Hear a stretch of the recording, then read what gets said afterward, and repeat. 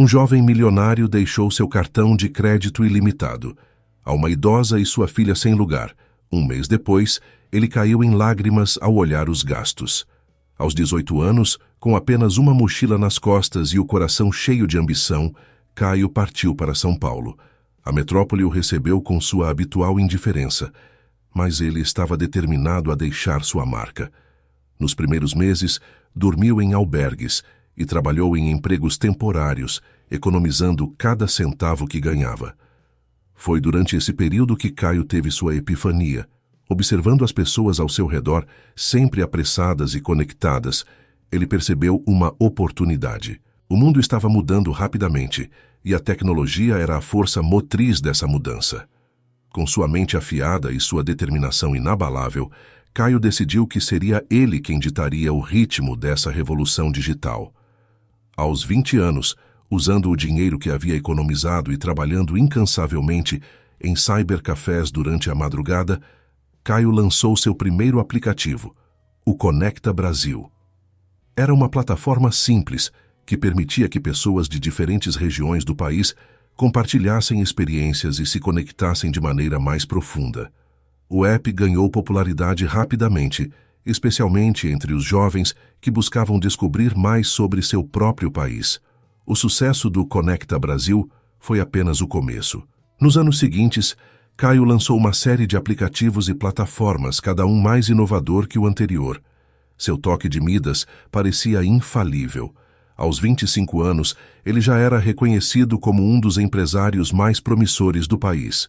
Mas foi aos 26 anos que Caio realmente abalou o mundo tecnológico. Ele lançou o Neurolink, uma inteligência artificial capaz de prever tendências de mercado com uma precisão assustadora. O sistema revolucionou o mundo dos negócios e, de repente, todas as grandes corporações queriam um pedaço da criação de Caio.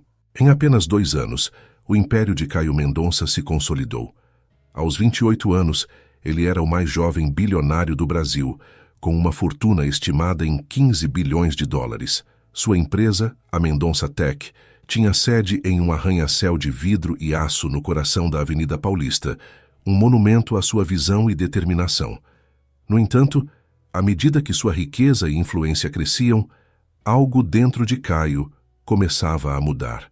As noites se tornavam mais longas, o sono mais inquieto. Ele começou a se questionar. Todo esse sucesso, toda essa riqueza, qual era o verdadeiro propósito disso tudo? Em uma fria noite de julho, após um jantar de negócios no renomado restaurante DOM, Caio decidiu caminhar um pouco antes de chamar seu motorista. As ruas do centro de São Paulo estavam quase vazias. O ar frio cortava seu rosto. Foi então que ele viu algo que mudaria sua vida para sempre. Sentadas em um banco de praça, encolhidas contra o frio, estavam 2 mulheres, uma senhora idosa e outra de meia idade, claramente mãe e filha, seus rostos marcados pelo tempo e pelas dificuldades. Seus olhares vazios contrastavam drasticamente com as luzes brilhantes da cidade ao redor. "Boa noite", disse Caio, sua voz tremendo levemente. "Vocês estão bem?" A senhora mais velha, com cabelos grisalhos e olhos cansados, foi quem respondeu. "Ah, meu jovem, estamos como podemos. A noite está fria, mas já passamos por piores." Algo na voz dela, uma mistura de resignação e força, tocou Caio profundamente. Ele se sentou ao lado delas, ignorando o frio do banco de metal. "Posso perguntar, como vocês vieram parar aqui?" A filha, com lágrimas nos olhos, começou a contar sua história. Seu nome era Iara, e sua mãe se chamava Dona Zuleika. Elas eram de Uberaba, Minas Gerais. Há 2 anos, Zuleika foi diagnosticada com um câncer raro. Os tratamentos eram caros, e logo as economias de uma vida se esgotaram.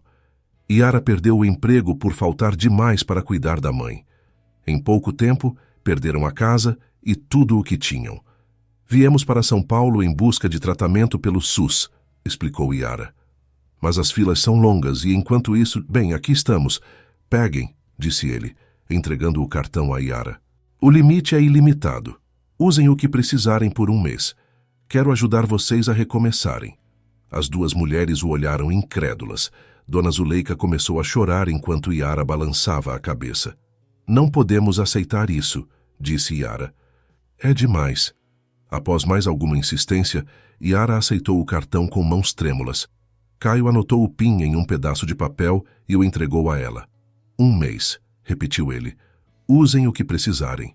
E, por favor, cuidem-se. Essas perguntas o assombravam nos momentos mais inesperados.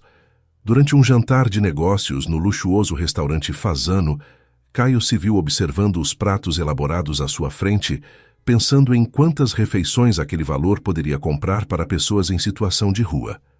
Em uma reunião de diretoria, enquanto discutiam a compra de um novo jato corporativo, sua mente vagou para as inúmeras famílias que poderiam ser ajudadas com aquele montante. Tainá Albuquerque, sua assistente pessoal há anos, foi a primeira a notar a mudança. Caio, sempre tão focado e assertivo, parecia agora mais distraído, mais contemplativo. Em uma manhã particularmente agitada, ela o encontrou parado em frente à janela panorâmica de seu escritório, olhando fixamente para a cidade lá embaixo. Caio, chamou ela suavemente. Está tudo bem? Ele se virou, um sorriso melancólico em seus lábios. Tainá, você já se perguntou se estamos fazendo o suficiente? Se todo esse sucesso, se ele realmente significa algo? Tainá, pega de surpresa pela pergunta filosófica, hesitou por um momento. Bem, a Mendonça Tech emprega milhares de pessoas. Nossas tecnologias melhoram vidas. Isso não é significativo? Antes que Tainá pudesse responder, o telefone na mesa de Caio tocou. Era Rogério Sampaio, o CFO da empresa. Sua voz soava tensa, quase alarmada. Caio, precisamos conversar urgentemente sobre seus gastos pessoais do último mês. O coração de Caio acelerou. Ele havia quase se esquecido do cartão que dera a dona Zuleika e Yara. Claro, Rogério. Estarei aí em 5 minutos. Ao entrar na sala de Rogério, Caio foi recebido com uma expressão de preocupação no rosto do CFO. Na tela do computador, uma planilha detalhada mostrava uma lista interminável de transações. Caio, seu cartão pessoal registrou gastos de mais de 5 milhões de reais no último mês, disse Rogério, sua voz uma mistura de confusão e alarme. Há compras de grandes quantidades de alimentos, eletrodomésticos, móveis, até mesmo algumas transações imobiliárias. Nas horas seguintes, Caio e sua equipe mergulharam em uma investigação minuciosa de cada transação. O que descobriram deixou todos perplexos. As compras, embora volumosas, não eram extravagantes. Havia grandes pedidos de alimentos não perecíveis, kits de higiene pessoal, cobertores, colchões e roupas básicas. As transações imobiliárias eram, na verdade, aluguéis de galpões e pequenos apartamentos em áreas periféricas da cidade. Isso não faz sentido, murmurou Rogério, analisando os dados. Parece que elas estão abastecendo um exército. Não um exército, disse ele baixinho. Elas estão ajudando pessoas, muitas pessoas. A realização o atingiu como um raio. Dona Zuleika e Yara não haviam usado o dinheiro para si mesmas. Elas estavam usando para ajudar outros em situação semelhante à delas. Sem pensar 2 vezes, Caio se levantou. Preciso ver isso com meus próprios olhos, anunciou ele. Ver o quê? Perguntou Rogério confuso. O que elas fizeram com o dinheiro? Respondeu Caio, já se dirigindo à porta. Tainá, cancele meus compromissos para o resto do dia. Rogério, preciso que você venha comigo. Enquanto deixavam o edifício da Mendonça Tech, Caio sentia uma mistura de ansiedade e excitação. Ele não sabia exatamente o que encontraria, mas algo lhe dizia que estava prestes a testemunhar algo extraordinário. O motorista os levou para um bairro na periferia de São Paulo, seguindo o endereço de uma das maiores transações. À medida que se afastavam do centro financeiro, o contraste se tornava cada vez mais evidente. Os arranha-céus deram lugar a construções mais simples. As ruas largas se transformaram em vielas estreitas. Finalmente, chegaram a um grande galpão. Do lado de fora, nada indicava o que poderia estar acontecendo ali dentro. Caio e Rogério trocaram olhares apreensivos antes de se aproximarem da entrada. Ali, diante deles, estava Yara. Seus olhos se arregalaram ao reconhecer Caio. Você? Ela sussurrou, claramente surpresa. Yara hesitou por um momento, então abriu mais a porta. Por favor, entrem, disse ela. Sua voz uma mistura de orgulho e apreensão. Ao entrarem no galpão, Caio e Rogério ficaram boquiabertos. O espaço, que parecia abandonado por fora, estava completamente transformado por dentro. Fileiras organizadas de camas ocupavam grande parte do local, cada uma com lençóis limpos e um cobertor dobrado aos pés. Em um canto, uma cozinha industrial reluzente emanava o aroma de comida recém-preparada. Do outro lado, banheiros limpos e chuveiros recém-instalados brilhavam sob a luz fluorescente. Mas o que mais impressionou Caio não foi a estrutura, e sim as pessoas. Dezenas de rostos se viraram para olhá-los. Homens, mulheres, crianças, idosos. Alguns estavam sentados em suas camas, outros ajudavam na cozinha ou organizavam doações. Todos pareciam ter um propósito, uma dignidade que contrastava fortemente com a imagem que Caio tinha da população em situação de rua. Bem-vindos ao Abrigo Esperança, disse uma voz familiar. Dona Zuleika se aproximou apoiada em uma bengala, mas com um sorriso radiante no rosto. Não esperávamos sua visita tão cedo, Sr. Mendonça. Yara assentiu, seus olhos brilhando de orgulho. Quando nos deu aquele cartão, Sr. Mendonça, decidimos que não poderíamos usar todo aquele dinheiro apenas para nós. Havia tantas pessoas precisando de ajuda. Começamos pequeno, continuou Dona Zuleika. Compramos comida e cobertores para distribuir, mas logo percebemos que poderíamos fazer muito mais. Enquanto caminhavam pelo galpão, Yara e Dona Zuleika explicavam cada detalhe do projeto. O Abrigo Esperança não era apenas um lugar para dormir. Oferecia 3 refeições por dia, assistência médica básica, aulas de alfabetização e até mesmo cursos profissionalizantes. Ali, apontou Yara para uma sala com computadores. Temos aulas de informática. Muitos já conseguiram empregos graças a isso. Dona Zuleika sorriu. Ah, meu jovem, eu posso ser velha, mas passei a vida inteira administrando uma pequena mercearia em Uberaba. Sei como fazer o dinheiro render. E não é só isso, disse Yara guiando-os para fora do galpão. Venham ver. Eles caminharam por algumas quadras até chegarem a um pequeno prédio. Dentro havia vários apartamentos simples, mas limpos e bem equipados. Aqui, explicou Yara, oferecemos moradia temporária para famílias. Eles podem ficar por até 6 meses, tempo suficiente para se reerguerem e encontrarem um trabalho estável. Voltando ao galpão principal, Caio notou algo que havia escapado à sua atenção inicialmente. Em um canto discreto, havia uma pequena área médica. Uma mulher de jaleco atendia pacientes. Doutora Jurema, chamou Dona Zuleika. Venha conhecer nosso benfeitor. A médica se aproximou e Caio notou imediatamente seus olhos cansados, mas gentis. Doutor Mendonça, ela cumprimentou. É um prazer conhecê-lo. Seu apoio tem sido inestimável. Dona Zuleika interveio. A doutora Jurema é quem está cuidando do meu tratamento, Caio. Quando soube da nossa situação, ela se ofereceu para ajudar aqui no abrigo também. A médica sorriu. É o mínimo que posso fazer. Tantas pessoas aqui nunca tiveram acesso a cuidados básicos de saúde. Estamos fazendo exames, tratamentos simples, encaminhamentos. A pergunta pairou no ar pesada. Yara e Dona Zuleika trocaram olhares preocupados. Tudo o que haviam construído em 1 mês poderia desaparecer, Rogério? Disse ele, sua voz firme e decidida. Quero que transfira 100 milhões para uma nova conta. Vamos estabelecer uma fundação para manter e expandir o Abrigo Esperança.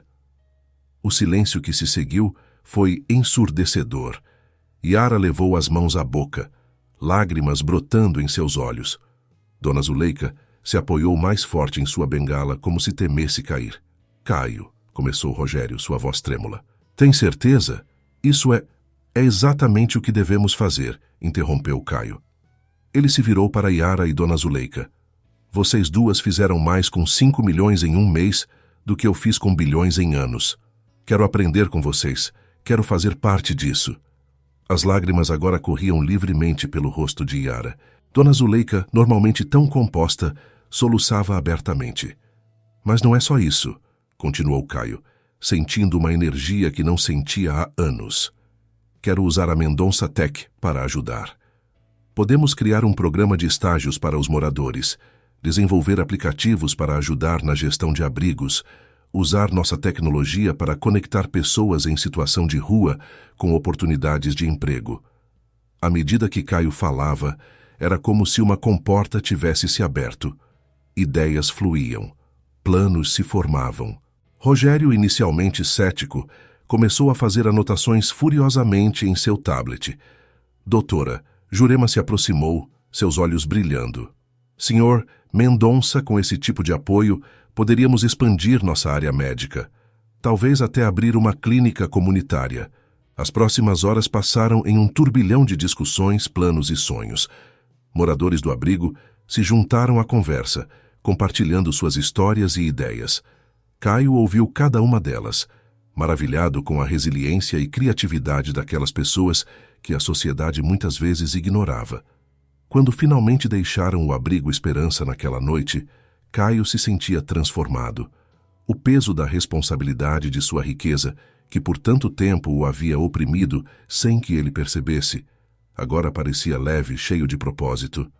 No carro, voltando para o centro de São Paulo, Rogério olhou para Caio. Sabe, disse ele lentamente, quando você me contou sobre ter dado seu cartão a 2 desconhecidas, pensei que tinha perdido a cabeça. Agora, acho que foi a coisa mais sábia que você já fez. Rogério, disse ele suavemente, acho que finalmente entendi o verdadeiro poder do dinheiro. Não é sobre o que podemos comprar para nós mesmos, mas sobre as vidas que podemos transformar. Enquanto o carro avançava pela noite, Caio sabia que sua jornada estava apenas começando. O abrigo Esperança era só o começo. Com os recursos da Mendonça Tech e a sabedoria de pessoas como Dona Zuleika e Yara, as possibilidades eram infinitas. Naquela noite, pela primeira vez em anos, Caio Mendonça dormiu profundamente, seu coração leve e cheio de esperança para o futuro. Os meses que se seguiram à descoberta do abrigo Esperança foram de intensa atividade para Caio Mendonça. O jovem bilionário, antes conhecido apenas por suas inovações tecnológicas, agora estava determinado a usar sua influência e recursos para causar um impacto social significativo. A fundação do Abrigo Esperança foi apenas o começo. Caio mergulhou de cabeça no mundo da filantropia, mas com uma abordagem única que combinava sua expertise em tecnologia com as lições de humanidade que aprendera com Dona Zuleika e Yara. Uma das primeiras iniciativas foi a criação do aplicativo Conecta Ajuda. Desenvolvido pela equipe de elite da Mendonça Tech, o app conectava pessoas em situação de vulnerabilidade com serviços sociais, oportunidades de emprego e voluntários dispostos a ajudar. Em questão de semanas, o aplicativo se tornou viral, sendo baixado por milhões de brasileiros. Paralelamente, Caio estabeleceu um programa de mentoria dentro da Mendonça Tech. Funcionários da empresa eram incentivados a doar algumas horas por semana para ensinar habilidades técnicas aos residentes do Abrigo Esperança e de outras instituições parceiras. O programa não apenas capacitava pessoas em situação de rua, mas também abria os olhos dos funcionários da empresa para realidades que muitos nunca haviam considerado. No entanto, nem tudo eram flores. A repentina mudança de foco de Caio gerou apreensão entre alguns acionistas da Mendonça Tech. Em uma tensa reunião do conselho, Caio enfrentou questionamentos diretos sobre suas novas prioridades. Senhor Mendonça, disse Augusto Vasconcelos, um dos membros mais antigos do conselho, entendemos seu entusiasmo filantrópico, mas nossa responsabilidade primária é com os acionistas. Como podemos justificar o desvio de recursos da empresa para esses projetos sociais? Senhoras e senhores, começou ele, sua voz calma, mas resoluta, entendo suas preocupações, mas peço que considerem isto: o mundo está mudando. Os consumidores, especialmente as gerações mais jovens, estão cada vez mais conscientes do impacto social das empresas. Não estamos desviando recursos, estamos investindo no futuro. Ele fez uma pausa, deixando suas palavras serem absorvidas antes de continuar. Além disso, nossas iniciativas sociais já estão gerando retornos tangíveis. O Conecta Ajuda, por exemplo, nos deu insights valiosos sobre padrões de comportamento e necessidades sociais que estamos incorporando em nossos produtos principais. Nossa reputação melhorou significativamente, abrindo portas para parcerias que antes eram inimagináveis. A sala ficou em silêncio por um momento. Então, para surpresa de todos, Dona Cecília Prado, a membra mais idosa do conselho, se manifestou.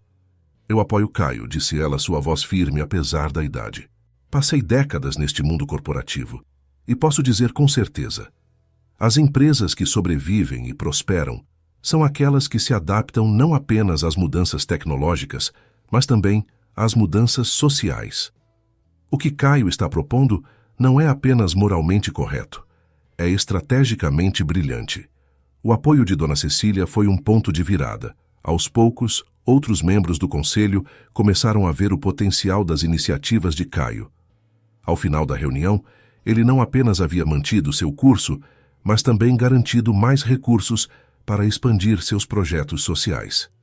Enquanto isso, no Abrigo Esperança, as mudanças eram ainda mais profundas. Com o apoio contínuo de Caio e os recursos da Fundação, o que começou como um único galpão transformado agora era um complexo de prédios, cada um dedicado a um aspecto diferente de apoio à população em situação de rua. Yara, que inicialmente se sentia overwhelmed com a magnitude do projeto, revelou-se uma líder nata. Ela coordenava uma equipe crescente de funcionários e voluntários, sempre mantendo o foco na dignidade e no empoderamento dos residentes. Dona Zuleika, por sua vez, tornou-se uma espécie de avó para todos no abrigo. Sua sabedoria e compaixão eram um bálsamo para aqueles que chegavam quebrados e desesperançados. Ela também se tornou uma voz respeitada em debates sobre políticas públicas para pessoas em situação de rua, frequentemente convidada para falar em audiências na Câmara Municipal e na Assembleia Legislativa. Um dia, enquanto Caio visitava o Abrigo Esperança para uma reunião de acompanhamento, ele notou um homem de meia-idade sentado em um banco no jardim recém-construído. O homem olhava fixamente para um laptop, digitando furiosamente. O homem olhou para cima, surpreso. Reconhecendo Caio, ele sorriu. Senhor Mendonça, que honra. Não está interrompendo. Na verdade, estou trabalhando em algo que gostaria muito de lhe mostrar. Ele se apresentou como Jerônimo Alves, um ex-engenheiro de software que havia perdido tudo devido a uma série de reveses na vida. Estou aqui há 3 meses, explicou ele, e graças aos cursos de atualização em tecnologia oferecidos aqui, estou de volta à ativa. Jerônimo virou a tela do laptop para Caio. Estou desenvolvendo um sistema de gestão específico para abrigos e instituições sociais. Algo que possa ajudar a otimizar recursos, acompanhar o progresso dos residentes, coordenar voluntários, basicamente, tudo o que percebi que poderia ser melhorado aqui. Isso é incrível, Jerônimo, disse Caio genuinamente impressionado. Você já mostrou isso para a Yara ou para a equipe de tecnologia da Fundação? Jerônimo balançou a cabeça. Ainda não. Para ser honesto, estava um pouco inseguro. Depois de tanto tempo fora do mercado, os olhos de Jerônimo se encheram de lágrimas. Senhor Mendonça, eu não sei o que dizer. Quando vim para cá, achei que minha vida tinha acabado. Agora você está apenas começando um novo capítulo, completou Caio sorrindo. Nas semanas que se seguiram, o projeto de Jerônimo, batizado de Gestão Social, tornou-se uma prioridade para a equipe de desenvolvimento da Mendonça Tech. Jerônimo foi contratado como consultor, trabalhando lado a lado com os engenheiros da empresa para refinar e expandir seu sistema. O sucesso de Jerônimo inspirou Caio a lançar um novo programa dentro da Fundação, o Talentos Renascidos. A iniciativa buscava identificar e nutrir habilidades entre pessoas em situação de vulnerabilidade, oferecendo não apenas treinamento, mas também oportunidades reais de reintegração ao mercado de trabalho. Enquanto isso, o impacto do trabalho de Caio começava a ser notado além das fronteiras de São Paulo. Jornalistas de todo o país queriam entrevistá-lo, não mais apenas sobre suas inovações tecnológicas, mas sobre sua visão de responsabilidade social corporativa. Em uma entrevista para um renomado programa de televisão, Caio surpreendeu a todos ao aparecer não sozinho, mas acompanhado de Dona Zuleika e Yara. Elas são as verdadeiras heroínas dessa história, disse ele à apresentadora. Eu posso ter fornecido os recursos, mas foram elas que tiveram a visão e a coragem de fazer algo verdadeiramente transformador. Dona Zuleika, com sua simplicidade característica, tocou o coração de milhões de telespectadores ao compartilhar sua história. Sabe, minha filha, disse ela à apresentadora, a vida pode nos derrubar, mas é nossa escolha se levantarmos, e quando nos levantamos, devemos estender a mão para ajudar outros a se levantarem também. A entrevista se tornou viral, compartilhada milhões de vezes nas redes sociais. De repente, o Abrigo Esperança e as iniciativas de Caio estavam no centro das atenções nacionais, mas nem toda a atenção era positiva. Críticos começaram a questionar as motivações de Caio, sugerindo que suas ações filantrópicas eram apenas uma estratégia de marketing elaborada. Outros argumentavam que suas iniciativas, embora bem intencionadas, estavam apenas colocando um band-aid em problemas sistêmicos que requeriam soluções governamentais. Em resposta, ele organizou um Fórum Nacional sobre Inovação Social, reunindo líderes empresariais, ativistas sociais, acadêmicos e representantes do governo. O evento, transmitido ao vivo pela internet, tornou-se um espaço para debates francos e, por vezes, acalorados sobre o futuro do combate à desigualdade no Brasil. Foi durante este fórum que Caio anunciou seu projeto mais ambicioso até então, a criação de uma rede nacional de abrigos Esperança, cada um adaptado às necessidades específicas de sua região, mas todos operando sob os mesmos princípios de dignidade, empoderamento e inovação social. Não estamos aqui para substituir o papel do Estado, declarou Caio em seu discurso de encerramento. Estamos aqui para mostrar o que é possível quando unimos tecnologia, recursos e, acima de tudo, compaixão. Nossa esperança é inspirar outros a fazerem o mesmo, criando um movimento que transcenda qualquer empresa ou indivíduo. As palavras de Caio ressoaram para além do auditório. Nas semanas seguintes, sua caixa de entrada foi inundada com mensagens de outros empresários, grandes e pequenos, querendo saber como podiam se envolver. Prefeituras de todo o país entraram em contato, interessadas em parcerias para implementar programas similares em suas cidades. No entanto, em meio a todo esse turbilhão de atividade e atenção, Caio não esqueceu suas raízes. Ele continuava visitando regularmente o Abrigo Esperança original, conversando com os residentes, ouvindo suas histórias e ideias. Foi durante uma dessas visitas que ele conheceu Marina Santos, uma jovem de 19 anos que havia chegado ao abrigo 6 meses antes, fugindo de uma situação de abuso doméstico. Senhor Mendonça, disse ela timidamente, aproximando-se dele após uma das reuniões comunitárias regulares. Eu queria agradecer, não apenas pelo abrigo, mas pela oportunidade de sonhar novamente. Eu sempre quis ser cientista, continuou Marina, seus olhos brilhando, mas achava que era um sonho impossível para alguém como eu. Agora, com as aulas de reforço e o programa de bolsas de estudo da Fundação, vou começar a faculdade de Biologia no próximo semestre. Marina, disse ele, segurando as mãos da jovem, você é o futuro que estamos construindo. Não deixe ninguém dizer que seus sonhos são impossíveis. Naquela noite, voltando para casa, Caio refletiu sobre o quanto sua vida havia mudado em tão pouco tempo. De um jovem bilionário focado apenas em acumular mais riqueza, ele se transformara em um catalisador de mudanças sociais. Mas ele sabia que a jornada estava longe de terminar. Havia ainda muito a ser feito, muitos desafios a serem enfrentados. E enquanto olhava pela janela de seu carro, observando as luzes de São Paulo, Caio Mendonça fez uma promessa silenciosa a si mesmo.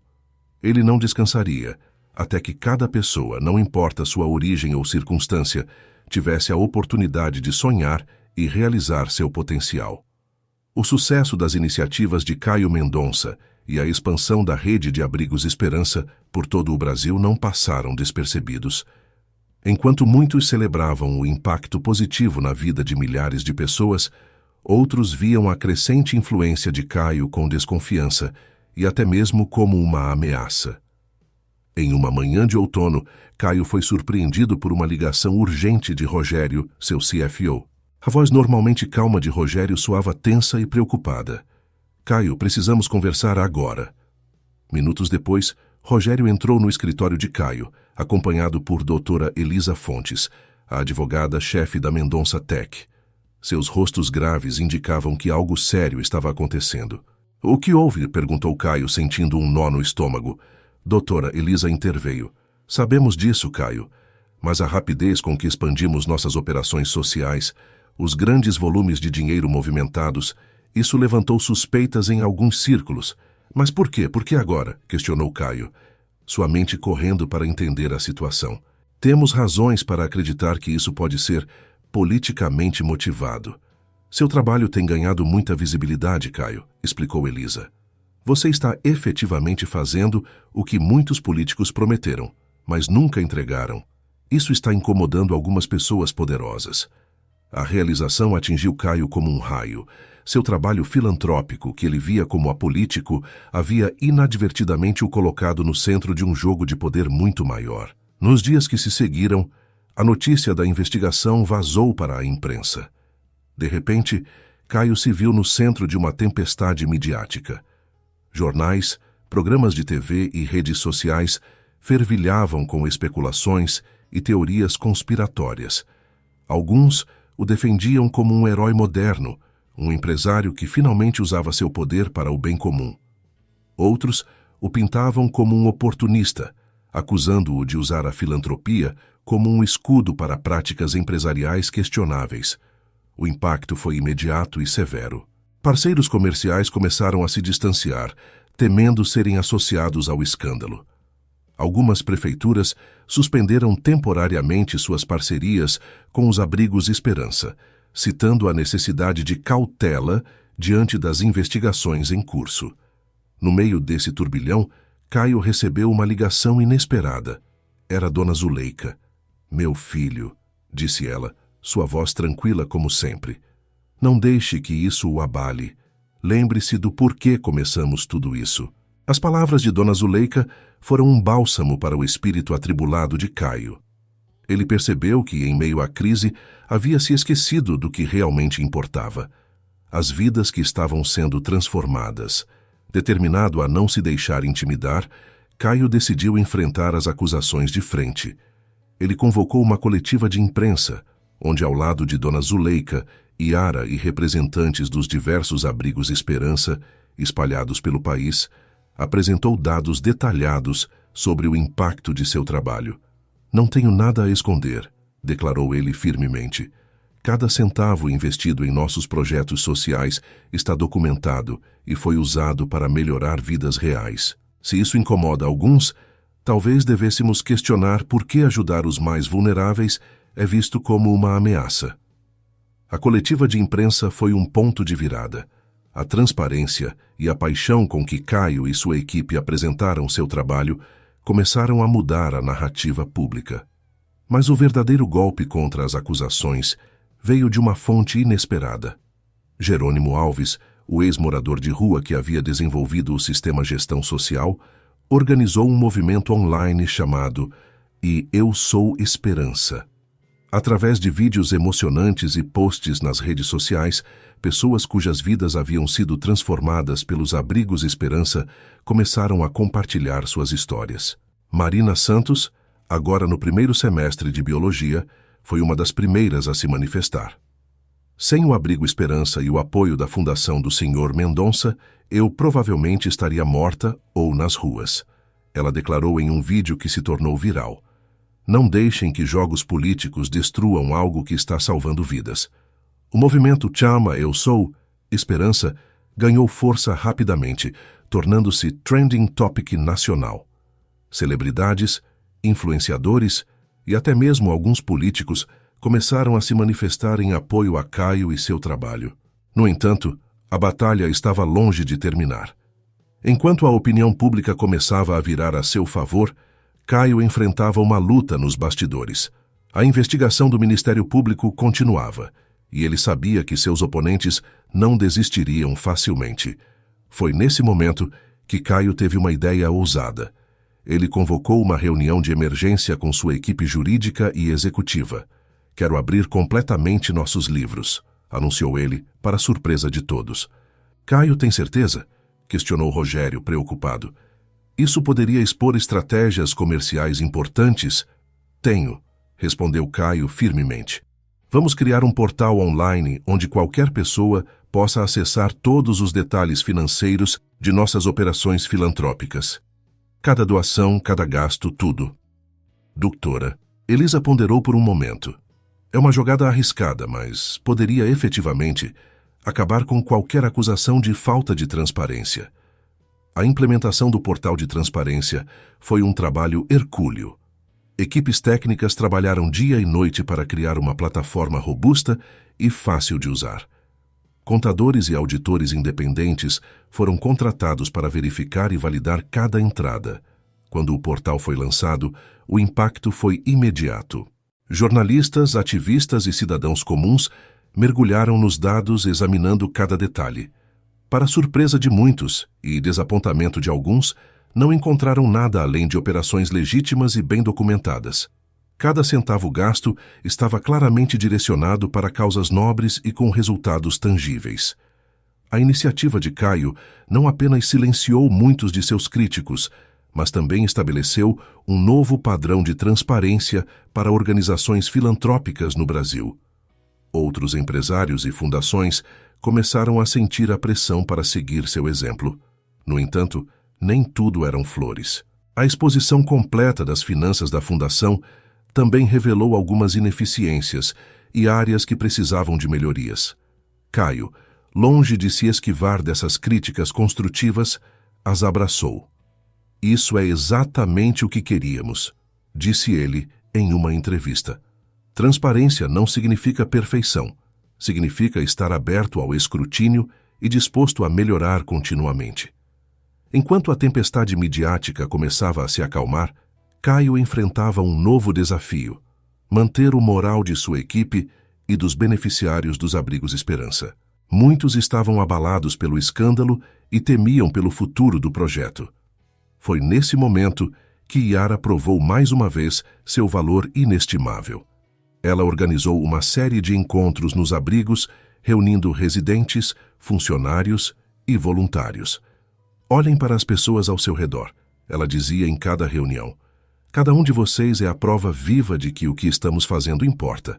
Não importa o que digam lá fora. O que fazemos aqui é real e está mudando vidas." Suas palavras tiveram um efeito galvanizador. Em vez de se sentirem vitimizados pela controvérsia, as pessoas envolvidas com os Abrigos Esperança se uniram com uma determinação renovada. Enquanto isso, a investigação do Ministério Público continuava. Caio e sua equipe cooperavam plenamente, fornecendo toda a documentação solicitada. Semanas se transformaram em meses, e a tensão da espera começou a pesar sobre todos. Foi durante esse período que Caio descobriu uma força interior que não sabia que possuía. Apesar da pressão constante e do escrutínio implacável, ele se manteve firme em sua missão. Suas visitas aos abrigos se tornaram mais frequentes, e ele fazia questão de conversar pessoalmente com os residentes, ouvindo suas histórias e preocupações. Uma dessas conversas, em particular, ficou gravada em sua memória. Era com seu Antônio, um senhor de 67 anos que havia chegado ao abrigo há apenas algumas semanas, após perder tudo em um incêndio. "Sabe, seu Caio", disse Antônio, seus olhos cansados, mas cheios de gratidão. "Eu já não acreditava mais em nada nem ninguém. Achava que ia morrer na rua, esquecido. Mas aqui eu encontrei mais que um teto. Encontrei esperança de novo." Palavras como essas eram o combustível que mantinha Caio seguindo em frente, mesmo nos dias mais difíceis. Finalmente, após meses de investigação, o Ministério Público anunciou suas conclusões.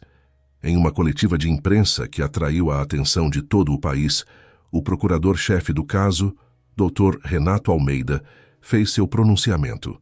Após uma investigação minuciosa e exaustiva, Não encontramos evidências de qualquer irregularidade nas operações da Fundação Mendonça ou nos abrigos Esperança. Pelo contrário, o que descobrimos foi um exemplo notável de filantropia eficiente e transparente. A notícia foi recebida com júbilo nos abrigos Esperança e na sede da Mendonça Tech. Funcionários se abraçavam, alguns chorando de alívio.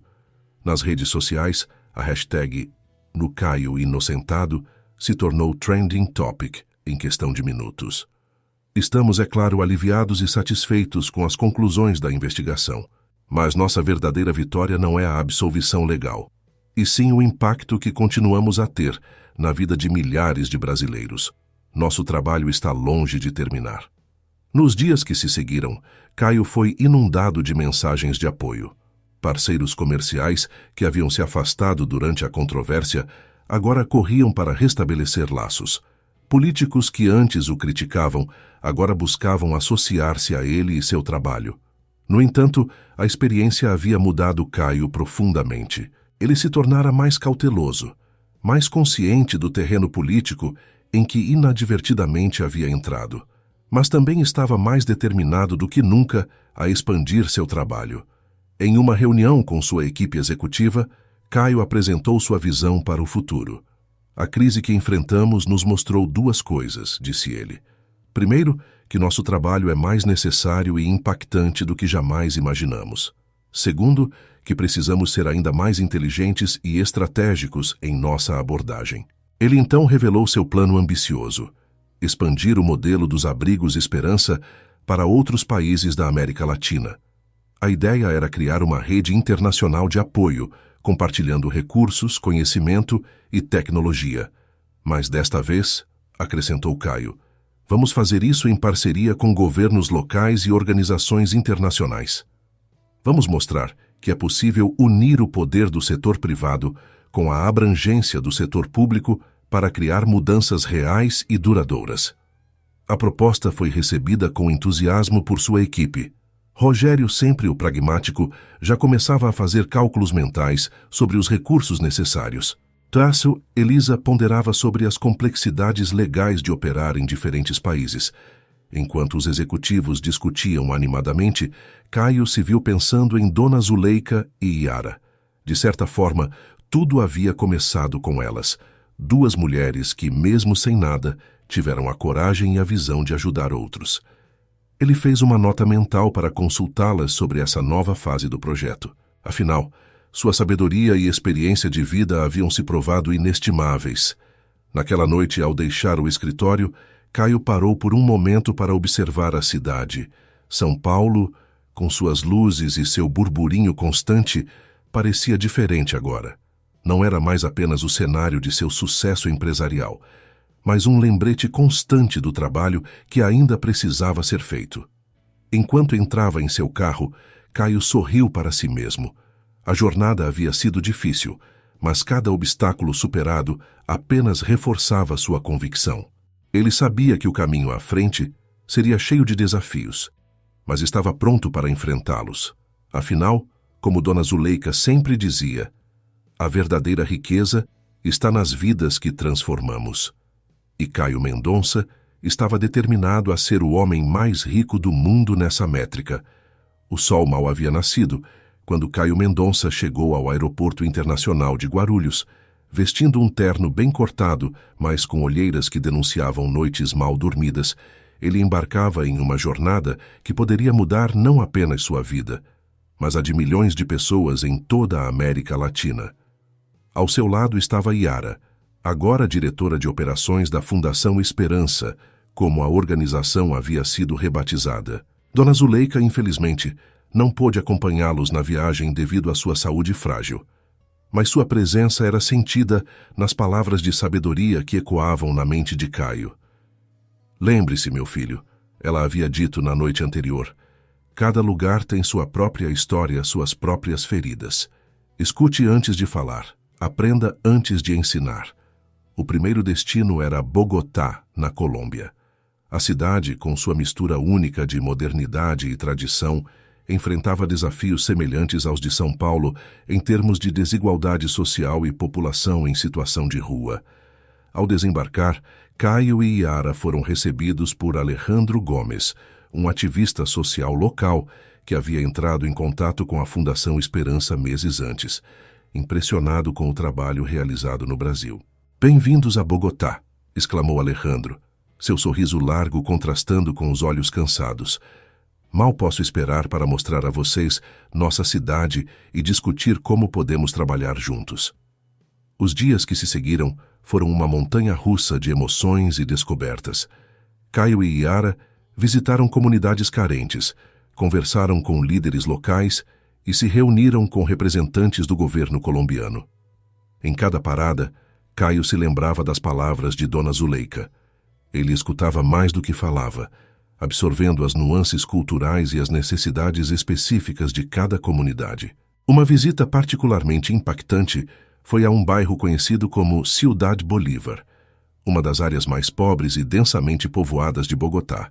Ali, Caio conheceu Maria Valência, uma mulher de meia-idade que, sozinha, havia transformado sua pequena casa em um refúgio para crianças de rua. "Começou com uma criança", explicou Maria, seus olhos brilhando com uma mistura de determinação e cansaço. "Eu a vi dormindo na rua e não pude deixá-la lá. Depois vieram outras e outras." "Dona Maria", disse Caio, sua voz embargada pela emoção, "o que você fez aqui é extraordinário. Como podemos ajudar a expandir seu trabalho?" A pergunta de Caio desencadeou uma longa discussão. Maria falou sobre a necessidade de mais espaço, de recursos educacionais, de assistência médica para as crianças. Mas, acima de tudo, ela enfatizou a importância de manter a abordagem personalizada e amorosa que havia feito seu projeto ter sucesso. "Cada criança aqui tem uma história, tem sonhos", disse ela. "Não podemos perder isso de vista, não importa o quanto cresçamos." As palavras de Maria ecoaram profundamente em Caio. Ele percebeu que o desafio não era apenas replicar o modelo dos abrigos Esperança, mas adaptá-lo de forma a preservar e valorizar as iniciativas locais já existentes. De volta ao hotel naquela noite, Caio e Yara trabalharam até tarde, redesenhando seus planos iniciais. Eles perceberam que precisavam de uma abordagem mais flexível, uma que pudesse se adaptar às realidades únicas de cada comunidade e país. "Não podemos simplesmente chegar e impor nosso modelo", disse Yara, rabiscando furiosamente em um bloco de notas. "Precisamos criar uma rede, uma plataforma que permita que iniciativas como a de Dona Maria possam crescer sem perder sua essência." Nos dias que se seguiram, Caio e Yara refinaram sua visão. Eles se reuniram com mais líderes comunitários, representantes do governo e potenciais parceiros corporativos. A ideia de uma rede interconectada de iniciativas sociais, apoiada pela tecnologia e recursos da Fundação Esperança, foi recebida com entusiasmo. O governo colombiano, inicialmente cético, começou a ver o potencial da proposta. Em uma reunião com o ministro do Desenvolvimento Social, Caio apresentou como a parceria poderia funcionar. "Imaginem uma plataforma onde cada iniciativa social, por menor que seja, possa se cadastrar", explicou ele. Através dela, poderiam acessar recursos, treinamentos e se conectar com outras iniciativas semelhantes. O governo poderia ter uma visão clara de onde os recursos são mais necessários e direcionar seus esforços de forma mais eficiente. O ministro, impressionado, concordou em iniciar um projeto piloto em Bogotá. À medida que a viagem se aproximava do fim, Caio sentia uma mistura de exaustão e exaltação. O que começara como uma ideia ambiciosa estava se transformando em uma realidade tangível. A Rede Esperança, como o projeto foi batizado, estava tomando forma como uma teia de solidariedade que se estendia por todo o continente. De volta ao Brasil, Caio mal teve tempo de descansar. A notícia de seus esforços na América Latina havia se espalhado, e agora ele recebia convites de todo o mundo. Organizações na África e no Sudeste Asiático queriam saber mais sobre o modelo da Rede Esperança. Em uma videoconferência com sua equipe executiva, Caio compartilhou suas reflexões. "O que descobrimos nessa jornada", disse ele, "é que a verdadeira inovação social não está em impor soluções de cima para baixo, mas em criar plataformas que permitam que soluções orgânicas floresçam e se conectem. Vamos criar um fundo de investimento social, explicou ele. Convidaremos outras empresas e indivíduos de alto poder aquisitivo a investir. Mas, diferente de fundos tradicionais, o retorno aqui será medido não apenas em dinheiro, mas em impacto social tangível. A ideia era ousada. Caio propôs um modelo onde os investidores receberiam relatórios detalhados sobre o impacto de seus investimentos. Número de vidas transformadas, melhorias em indicadores sociais e até mesmo o impacto econômico a longo prazo nas comunidades beneficiadas. E para tornar isso ainda mais atrativo, continuou Caio, seus olhos brilhando com entusiasmo, vamos usar a tecnologia blockchain para criar tokens de impacto social. Cada token representará uma unidade de impacto positivo, algo que os investidores poderão acompanhar em tempo real e até mesmo trocar entre si. A equipe ficou em silêncio por um momento, processando a magnitude da proposta. Foi doutora Elisa quem falou primeiro. Caio, isso é revolucionário, mas também extremamente complexo do ponto de vista legal e regulatório. Estaremos navegando em águas desconhecidas.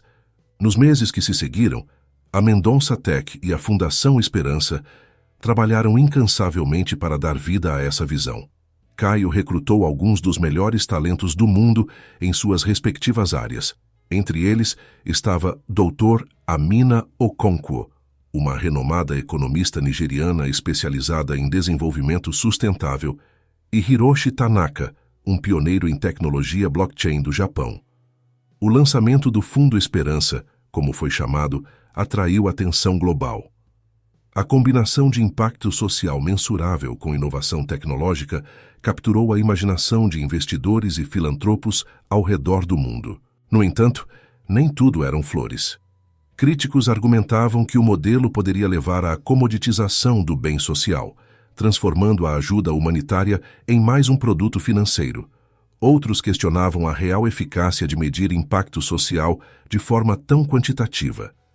Não estamos reduzindo o valor da vida humana a números em uma planilha. Estamos criando ferramentas que permitem que aqueles com recursos vejam de forma clara e transparente o impacto real de suas contribuições. Isso não substitui a compaixão, amplifica-a. Enquanto o debate continuava nos círculos acadêmicos e midiáticos, no terreno, os resultados começavam a aparecer. A Rede Esperança, alimentada pelos recursos do fundo, expandia-se rapidamente. Em menos de um ano, já estava presente em 15 países, apoiando centenas de iniciativas locais. Uma dessas iniciativas era o projeto de Dona Maria em Bogotá. Com o apoio da Rede Esperança, ela conseguiu expandir seu trabalho, transformando o que era uma pequena casa em um complexo educacional que atendia não apenas crianças em situação de rua, mas também suas famílias. Antes, eu podia ajudar dezenas de crianças, disse Maria em um vídeo emocionante que circulou nas redes sociais. Agora estamos impactando toda uma comunidade. E o mais importante, não perdemos nossa essência, nosso toque pessoal. O sucesso de histórias como a de Maria atraiu ainda mais atenção para o trabalho de Caio. Convites para palestras e conferências internacionais se multiplicavam.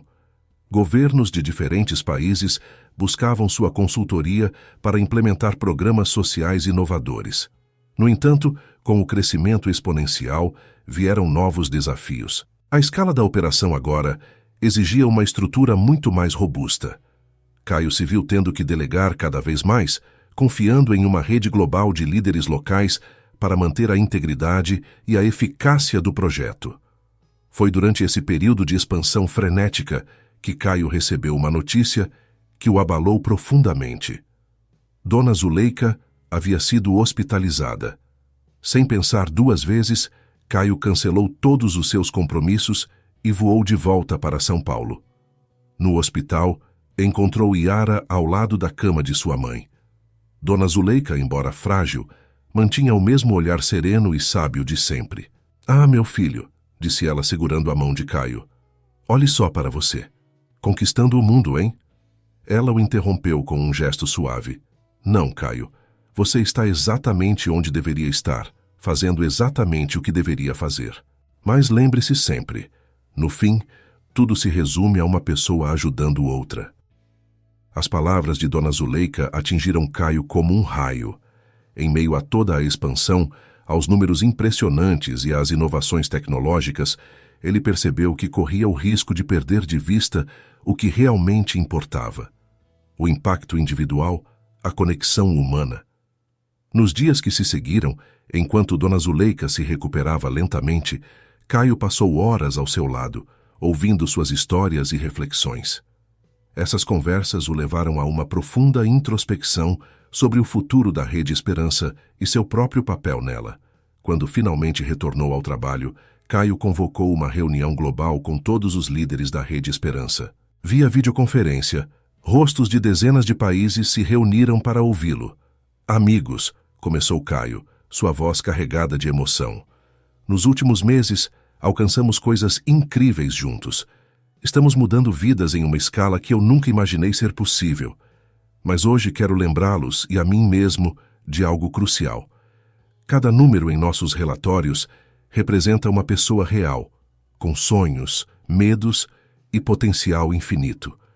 Ele fez uma pausa, deixando suas palavras serem absorvidas antes de continuar. A partir de hoje, quero que implementemos uma nova iniciativa. Chamo-a de Conexão Esperança.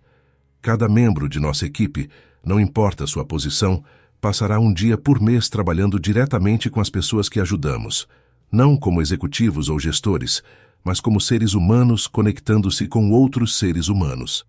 A proposta foi recebida com um misto de surpresa e entusiasmo. Alguns questionaram a praticidade da ideia, considerando a escala das operações. Outros a abraçaram imediatamente, vendo nela uma forma de manter a organização enraizada em sua missão original. Nos meses que se seguiram, a iniciativa Conexão Esperança transformou a cultura da organização. Executivos de alto escalão se viram servindo refeições em abrigos, ensinando em programas de alfabetização, ouvindo histórias de vida que os lembravam do porquê haviam se juntado à causa em primeiro lugar. O impacto foi profundo. As decisões estratégicas, antes baseadas principalmente em dados e projeções, agora eram influenciadas por experiências pessoais e insights obtidos diretamente do campo. A Rede Esperança, já conhecida por sua inovação, agora se destacava também por sua abordagem profundamente humana. Para Caio, essa nova fase trouxe um senso renovado de propósito. Ele se viu ansioso por seus dias de Conexão Esperança, muitas vezes retornando deles com novas ideias e uma energia renovada. Foi durante um desses dias, enquanto ajudava em um programa de capacitação profissional em uma favela de São Paulo, que Caio teve um encontro que mudaria mais uma vez o rumo de sua jornada. Ele estava ajudando a montar computadores doados para um laboratório de informática quando notou um jovem de cerca de 17 anos que parecia particularmente frustrado com uma máquina. "Posso ajudar?" Caio perguntou, aproximando-se. O jovem olhou para cima, seus olhos inicialmente desconfiados, mas logo se suavizando. "Essa coisa não liga", ele disse, dando um tapinha no gabinete do computador. Mas havia algo diferente em Rafael. Apesar de todos os obstáculos, seus olhos brilhavam com uma curiosidade intensa quando falava sobre tecnologia. "Sabe", disse Rafael, enquanto finalmente conseguiam fazer o computador funcionar. "Eu sempre quis aprender a programar, mas todo mundo diz que gente como eu não serve para isso." As palavras de Rafael atingiram Caio como um soco no estômago. Ele se viu relembrando de sua própria jornada, de como a tecnologia havia sido seu caminho para mudar de vida. "Rafael", Caio disse olhando o jovem nos olhos, "não deixe ninguém te dizer do que você é ou não capaz. Se você quer aprender a programar, eu vou te ajudar." Naquele momento, uma ideia começou a se formar na mente de Caio. Ele passou o resto do dia conversando com outros jovens no centro comunitário. E cada história que ouvia apenas solidificava sua nova visão. De volta ao escritório no dia seguinte, Caio convocou uma reunião de emergência com sua equipe executiva. "Estamos fazendo um bom trabalho", ele começou, "mas ainda estamos apenas arranhando a superfície do problema. Precisamos criar oportunidades reais de mobilidade social. Vamos chamar de Código Esperança. Ele explicou, seu entusiasmo contagiante. Ofereceremos treinamento de nível mundial em programação, desenvolvimento de software e empreendedorismo tecnológico. E o mais importante, será totalmente gratuito para os alunos. A equipe ouviu atentamente, uma mistura de entusiasmo e preocupação em seus rostos. Yara, que havia estado silenciosa até então, falou. Isso poderia realmente mudar o jogo. Não estaríamos apenas oferecendo ajuda temporária, mas dando às pessoas as ferramentas para transformar suas próprias vidas e comunidades. As próximas semanas foram um turbilhão de atividade. Caio e sua equipe trabalharam incansavelmente para desenvolver o currículo do programa, estabelecer parcerias e planejar a implementação piloto. O primeiro Código Esperança foi inaugurado na mesma favela onde Caio havia conhecido Rafael. O jovem, é claro, foi um dos primeiros alunos. O programa foi um sucesso imediato. A notícia se espalhou rapidamente e logo havia filas de jovens ansiosos para participar. As histórias de sucesso começaram a se acumular.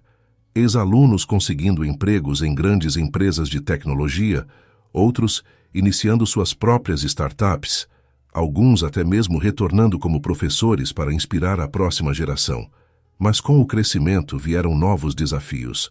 Em alguns países, o programa enfrentou resistência de sindicatos de professores que o viam como uma ameaça à educação tradicional.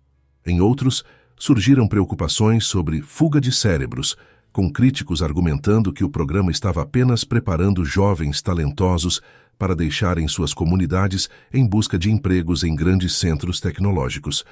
Um desses polos, estabelecido na periferia de Medellín, na Colômbia, tornou-se um caso de estudo global. Em apenas 3 anos, a região, antes conhecida por seus altos índices de criminalidade, transformou-se em um vibrante centro de inovação tecnológica, atraindo investimentos e gerando milhares de empregos. Enquanto o Código Esperança continuava a crescer e evoluir, Caio se viu enfrentando um novo dilema pessoal. O sucesso do programa havia chamado a atenção da comunidade internacional e ele começou a receber convites para assumir papéis de liderança em organizações globais. A Organização das Nações Unidas o convidou para liderar uma nova iniciativa focada em usar a tecnologia para atingir os objetivos de desenvolvimento sustentável. Ao mesmo tempo, um consórcio de países europeus o queria como consultor-chefe para um ambicioso projeto de transformação digital de seus sistemas de bem-estar social. Essas oportunidades eram tentadoras. Elas ofereciam a Caio a chance de impactar políticas globais e influenciar a direção do desenvolvimento social em escala mundial. No entanto, assumir qualquer uma delas significaria se afastar do trabalho direto com a Rede Esperança e o Código Esperança.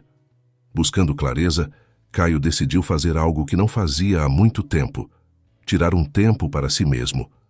Ele informou sua equipe que estaria inacessível por uma semana e partiu para Pirenópolis, sua cidade natal. Lá, caminhando pelas ruas de paralelepípedos e sentando-se à sombra das mesmas árvores de sua infância, Caio refletiu sobre sua jornada. Ele pensou no jovem ambicioso que uma vez fora, no império tecnológico que construiu, e na transformação pessoal que experimentou desde aquela noite fatídica quando encontrou Dona Zuleika e Yara.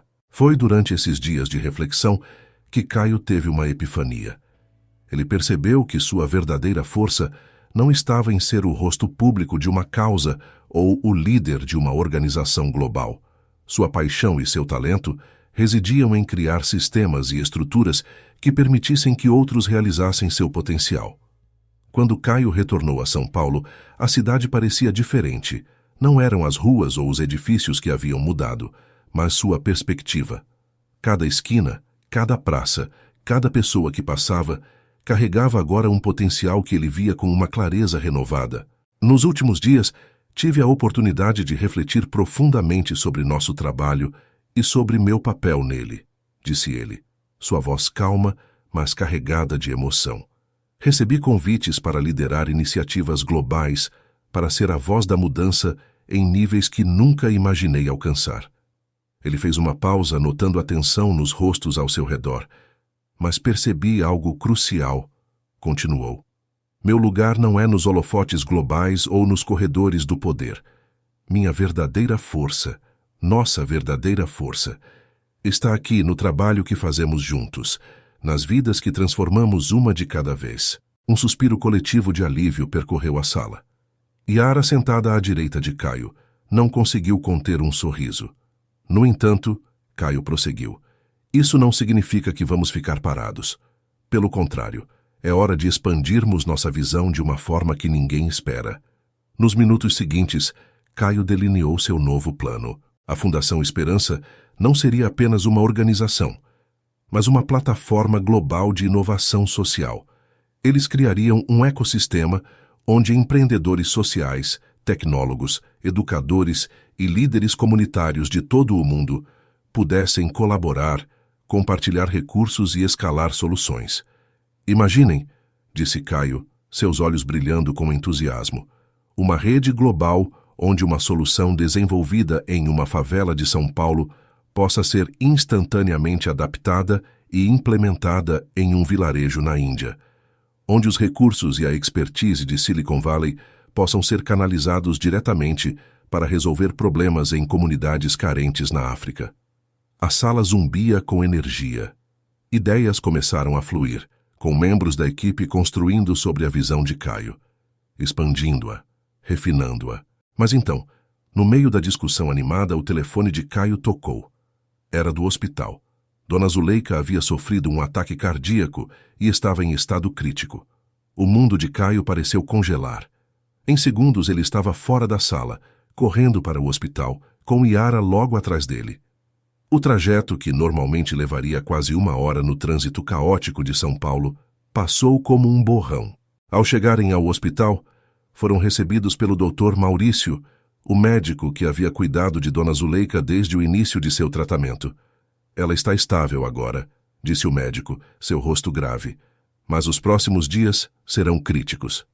Enquanto velavam, Caio refletiu sobre como uma única decisão, tomada em um momento de impulso naquela noite fria há anos, havia mudado não apenas sua vida, mas a de milhares de pessoas, e tudo começou com Dona Zuleika. Nos dias que se seguiram, uma energia única tomou conta do hospital. Residentes dos abrigos Esperança, alunos do programa Código Esperança e inúmeras pessoas cujas vidas haviam sido tocadas por Dona Zuleika se revezavam para visitá-la, trazendo flores, cartões e, acima de tudo, esperança. Foi durante uma dessas visitas que Caio teve uma epifania. Observando o fluxo constante de pessoas, cada uma com uma história de transformação para contar, ele percebeu que o verdadeiro poder de seu trabalho não estava nos programas ou nas tecnologias, mas nas conexões humanas que eles facilitavam. Uma semana após o ataque cardíaco, Dona Zuleika acordou. Fraca, mas com o mesmo brilho nos olhos, ela olhou para Caio e Yara. Vocês dois, ela disse, sua voz apenas um sussurro. Não percebem o que criaram, não é? Dona Zuleika continuou. Vocês não construíram apenas abrigos ou escolas. Vocês construíram uma comunidade, uma família. Suas palavras atingiram Caio como um raio. Ele viu claramente o próximo passo de sua jornada.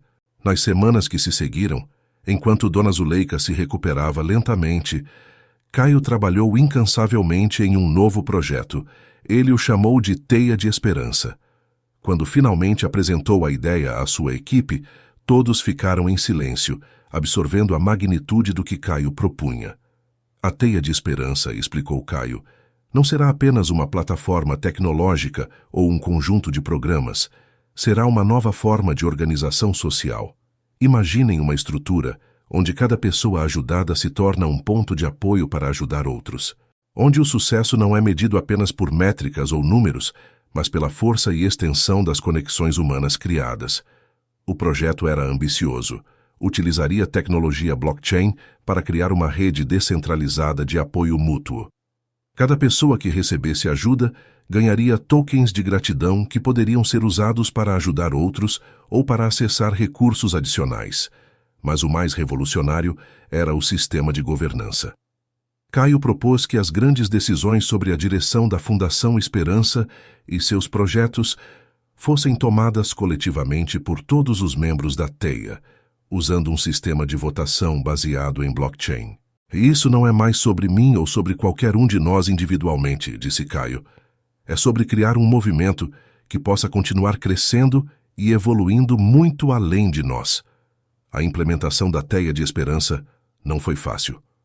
Houve desafios técnicos, resistência de alguns parceiros tradicionais que temiam perder influência e até mesmo questionamentos legais em alguns países sobre a natureza dessa nova forma de organização. Mas à medida que o projeto ganhava forma, seus impactos começaram a se tornar evidentes.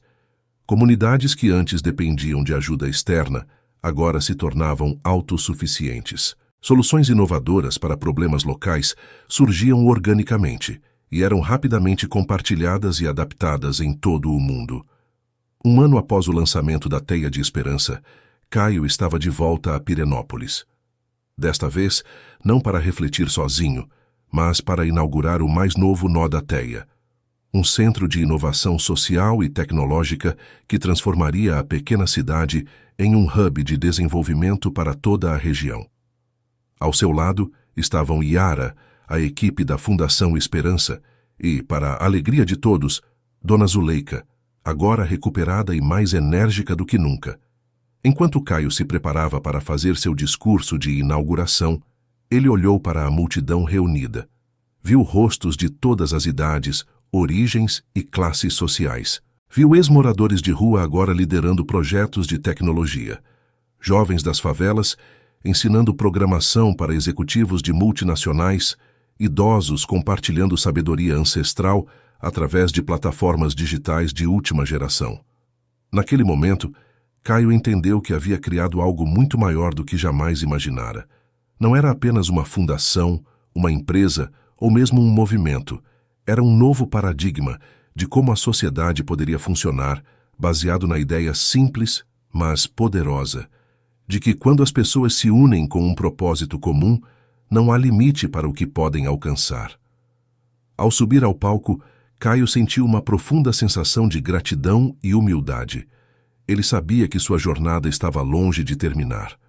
Na verdade, em muitos aspectos, estava apenas começando. Mas olhando para os rostos sorridentes à sua frente, para Dona Zuleika, que o observava com orgulho maternal, para Yara, que havia estado ao seu lado em cada passo do caminho, ele soube que, não importa o que o futuro reservasse, eles enfrentariam juntos.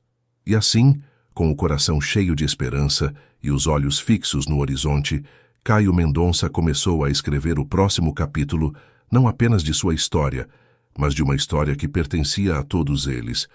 Uma história de esperança, de transformação e do poder ilimitado da conexão humana.